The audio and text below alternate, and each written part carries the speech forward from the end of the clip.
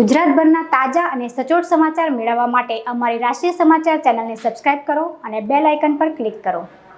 ગરીબમાં ગરીબ પરિવારનું સંતાન પણ અભ્યાસથી વંચિત ન રહે તે હેતુથી પુસ્તકોનું વિતરણ કરવામાં આવે છે। છેલ્લા 10 વર્ષથી થતા પુસ્તક વિતરણના કાર્યક્રમમાં આ વખતે સેવક એજ્યુકેશન એન્ડ ચેરિટેબલ ટ્રસ્ટ દ્વારા 51,000 જેટલા વિદ્યાર્થીઓને વિનામૂલ્યે પુસ્તકો અને નોટબુક સહિતની સ્ટેશનરી આપવાનું શરૂ થયું છે। આ કાર્યક્રમમાં સૌ પ્રથમ રાજકોટમાં સર્જાયેલી કરુણાંતિકાના હતભાગીઓને શ્રદ્ધાંજલિ આપવામાં આવી હતી।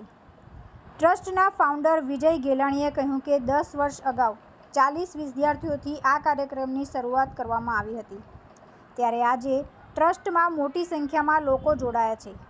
1,000થી વધુ કાર્યકરોની ટીમ દ્વારા સમગ્ર મેનેજમેન્ટ કરવામાં આવે છે। વિદ્યાર્થીઓને પાઠ્યપુસ્તકોની સાથે સાથે સ્ટેશનરી પણ આપવામાં આવે છે। હું પોતે અભ્યાસ પરિસ્થિતિને કારણે નહોતો કરી શક્યો। મારું નામ વિજય ગેલાણી છે। ગામ મારું પીપળ છે, ધંધુકા તાલુકાની અંદર। વિજયભાઈ, શું કહેશો? આજે પુસ્તક વિતરણ કરવામાં આવી છે, કેટલા લોકોને વિતરણ કરશો? અને સેવક એજ્યુકેશન ચેરિટેબલ ટ્રસ્ટમાં આ વર્ષે 51,000 બાળકોને અમે ફ્રી પુસ્તકની કીટ આપવાના છીએ, જેની અંદર નોટબુક, પાઠ્યપુસ્તક અને સ્ટેશનરીનું વિતરણ કરવાના છે। વિચાર ક્યાંથી આવ્યો? આ વિચાર મેં કહ્યું એમ કે અમને ખુદને અમારા ફાધર ભણાવી ન શક્યા હતા।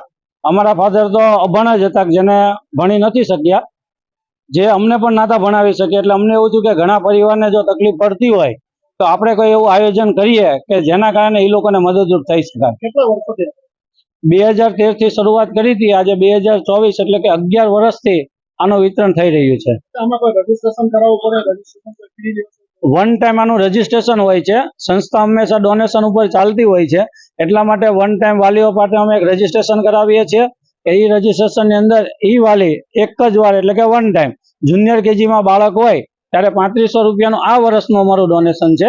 વન ટાઈમ ડોનેશન ભરે એટલે એને 12 ધોરણ સુધી નોટબુક, પાઠ્યપુસ્તક, સ્ટેશનરી બધું ફ્રીમાં આપીએ છીએ।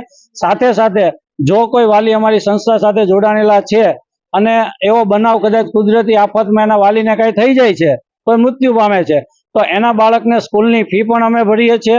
એ બેનને ઘર માટે કોઈ પણ કામકાજ હોય કે ભાઈ મશીન જોઈએ છે યા કામ કરવું છે, તો વિધવા બેનને અનાજની કીટની જરૂર છે, આ બધી જ વ્યવસ્થા અમે એને કરાવી આપીએ છીએ। વિજયભાઈ, આમાં તમે ગુજરાતી મીડિયમના હોય છે પાઠ્યપુસ્તક આપો છો, ઇંગ્લિશ મીડિયમ?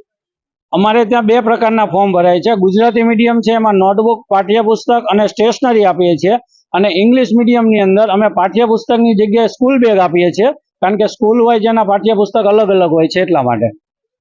પરંતુ બીજા વિદ્યાર્થીઓને આ પ્રશ્ન ન આવે તે માટે આ કામ કરીએ છીએ। આજે 51,000 વિદ્યાર્થીઓ સુધી પહોંચ્યા છે।